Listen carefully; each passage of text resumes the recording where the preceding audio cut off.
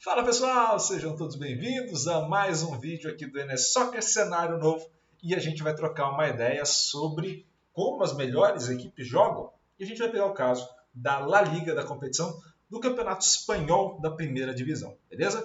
Então a gente vai para uma rápida vinheta e na volta a gente vai caracterizar como jogam as grandes equipes nessa competição, combinado? Então, rapidinho em vinheta e na volta mais La Liga aqui no NS Soccer.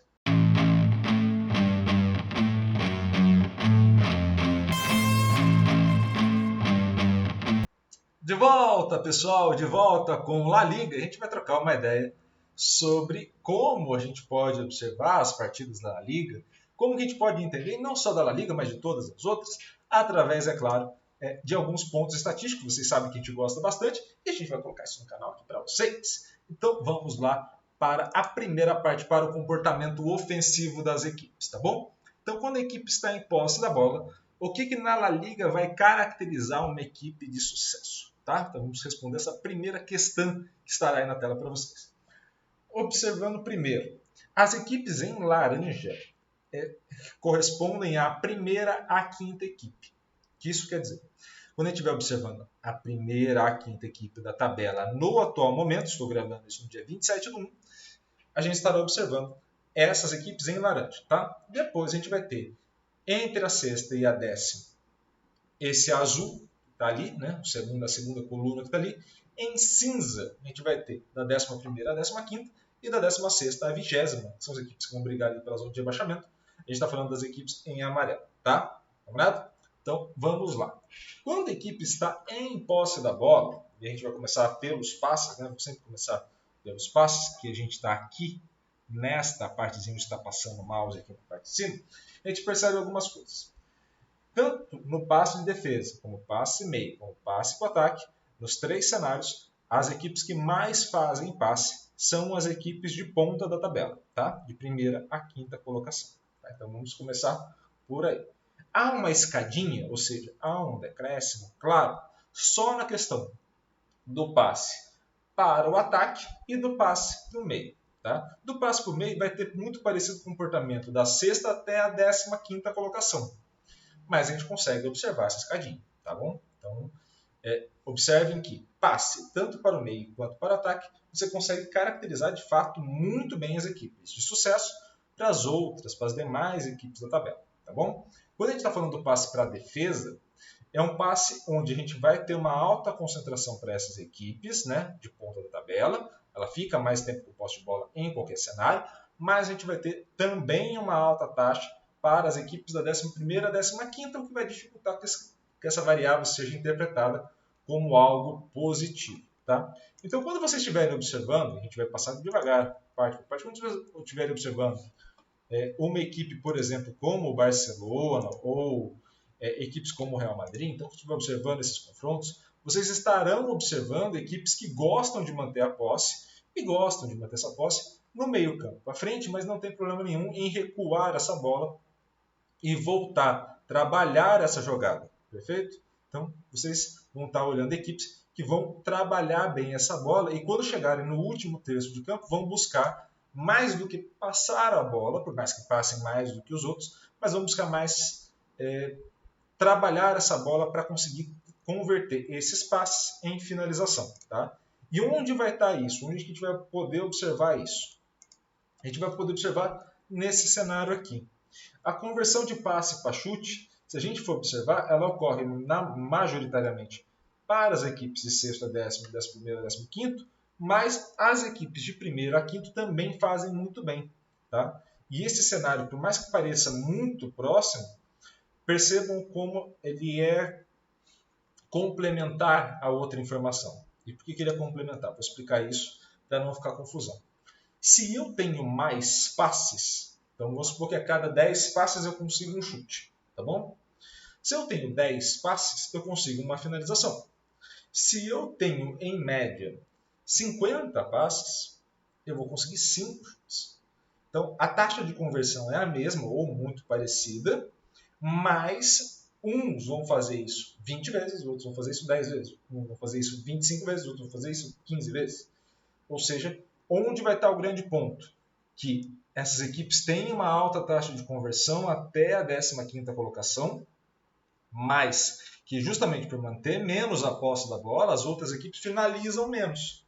E aí vai estar o grande ponto. Eu vou ter uma escadinha aqui na parte de finalização. Então, a equipe que joga e que busca jogar estando em primeiro, ela vai finalizar mais vezes, tanto de fora como de dentro da área, e o melhor, né, terá uma taxa de conversão muito mais alta. Então, vamos lá.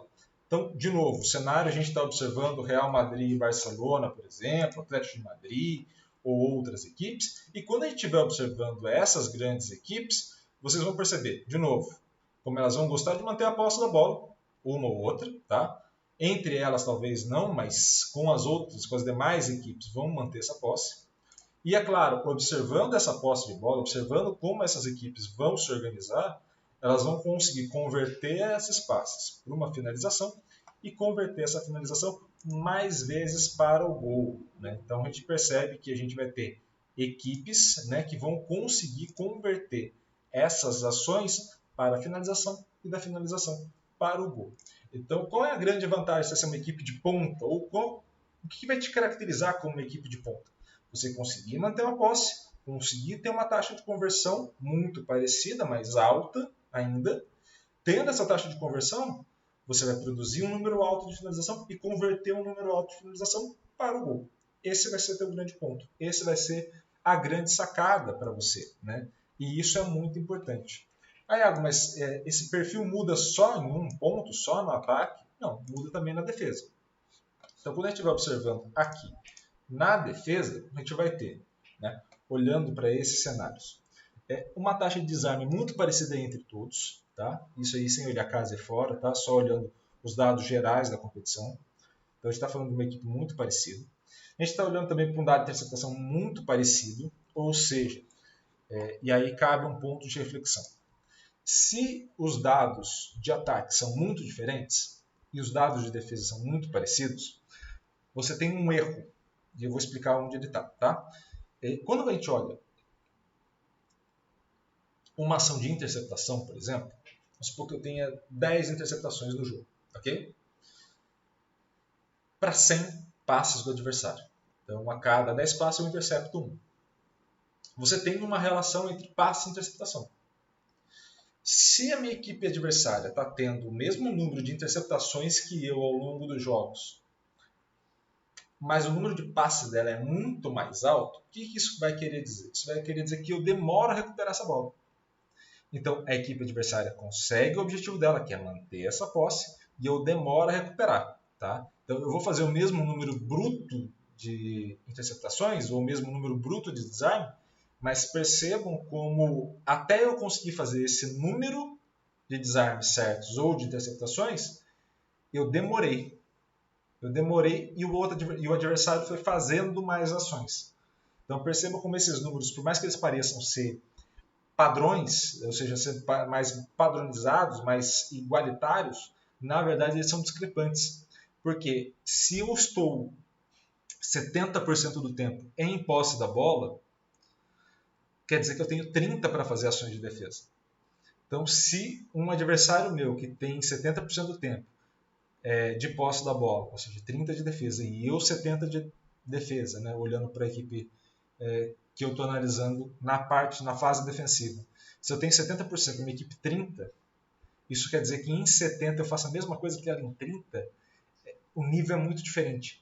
Então, esses dados parecem que estão discriminando num determinado ponto, mas na verdade eles estão corroborando a tese de que na defesa também as equipes de ponta são as melhores. E é claro, a equipe de ponta ainda vai bloquear melhor, recuperar mais rápido, e aí, é claro, ela vai sofrer menos finalizações. Isso faz com que esse percentual de defesa por chute seja muito relativo. Né? Apesar de ser um bom índice de análise, ele acaba carecendo de dados. Por quê? Porque se, por exemplo, sei lá, o Courtois, né, colocando o goleiro do Real Madrid, ele sofre 5 finalizações e sofre um gol, eu não tenho como testar fazendo ele sofrer 30 finalizações com uma equipe adversária. Então percebam que a equipe adversária pode sofrer 3 gols em 30 finalizações, o que daria 1 por 10. O Courtois é 1 por 5, ou seja, o Courtois é pior goleiro? Não, é que eu não consigo testar ele até chegar nas 30 que o adversário vai ter, para eu ter essa margem mais igualitária. Isso quer dizer que eu acabo sofrendo desse ponto, desse mal, que seria eu impedir, né, o adversário, e isso obviamente limita a minha análise quando eu vou fazer. Tá? Isso limita o dado, a utilização dele? Não, mas eu preciso saber qual é o ponto que ele me oferece de análise e até onde eu posso ir com ela. Então, nesses pontos que a gente está observando, observe, há uma diferença muito grande de comportamento. E é claro, a gente já falou isso muitas vezes aqui, há uma diferença de comportamento, inclusive da importância de cada um desses dados, como mandante, como visitante, e é claro, vai ter uma diferença desses dados, não só no mandante e visitante, mas também por níveis da tabela, por níveis da competição. E isso, é claro, vai modificar. Então, se a gente está observando um cenário, né, uma característica onde as equipes vão atuar no mais alto nível, né, confronto entre elas, eu vou ter que observar esse cenário bem discriminado para entender quais são as demandas do jogo, quais são as variáveis importantes e qual que é a tendência de comportamento para um possível sucesso. Iago, isso quer dizer que você descobriu a fórmula de sucesso para as equipes? Não. Isso quer dizer que, nesse exato momento, eu consigo entender quais estão sendo a maioria das demandas do jogo, as demandas mais recentes do jogo, para eu conseguir adequar. Qual é o meu papel como analista, qual deveria ser o papel como um cara de análise de desempenho de uma equipe? Entender como esse comportamento vai modificando ao longo das competições, como eu vou conseguindo melhorar a minha equipe e fazendo esses ajustes específicos para o desenvolvimento da minha equipe. Né? E aí, é claro, é um trabalho integrado, não só analista de desempenho, mas também treinador, comissão técnica como um todo, departamento médico e afins. Tá? Então, assim, quando a gente observa os dados eles têm que corroborar no sentido de melhoria. Né? A gente não precisa olhar eles no sentido de padronização, mas olhar, essa palavra não sei não, mas olhar principalmente com um sentido de melhoria. Eu entendo como está sendo feito, entendo ou tenho uma perspectiva de quais são as projeções futuras e aí eu tomo uma decisão de como eu organizo elas para atingir o sucesso. Tá? Então são características diferentes, a gente precisa fazer esses ajustes ao longo das partidas. Demanda de jogo é única, mas a gente vai entendendo o comportamento de cada um e vai juntando as informações, não para criar padrão, mas para entender o que o jogo estava solicitando até aquele momento e quais são as possibilidades que ele pode solicitar para o futuro mais próximo. Sem tentar perspectivar lá na frente, mas talvez a próxima partida, ou talvez aquela partida daquela competição, e a gente vai criando esses cenários exclusivos para cada um dentro da análise de jogo. Beleza? Combinado? Espero muito que vocês tenham gostado do vídeo. Se gostaram do vídeo, vou pedir aquele favor para vocês. Se inscrevam no canal e ativem o sininho para receber todas as notificações do NSOC. E também, pessoal, curta, comente e compartilhe o vídeo com o máximo possível de gente. Vem conteúdo novo, formato novo. Espero muito que vocês gostem. Combinado? Um grande abraço, obrigado pelo carinho e pela audiência e até a próxima. Valeu!